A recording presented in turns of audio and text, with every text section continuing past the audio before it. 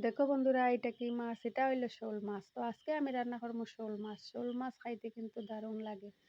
তো মাছটার প্রথমে আমি সুন্দর করে পরিষ্কার করে নিলাম, ধুইয়া টুইয়া একটু হলুদ আর লবণ দিয়া মাইকা তেলের মধ্যে দিয়া দিলাম।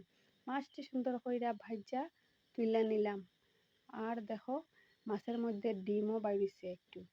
তো খাইতে কিন্তু খুবই দারুণ লাগে। আর দেশি আলু দিমু মাছের সাথে একটু বাইজা।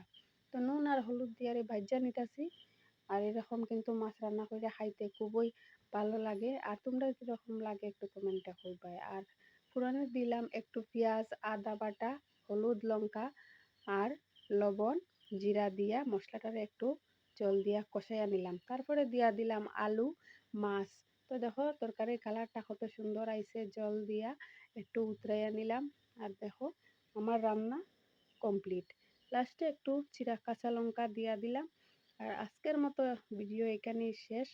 দেখা হইব পরের ভিডিওতে। আর আমার ভিডিও যদি ভালো লাগে অবশ্যই কমেন্ট করবেন এবং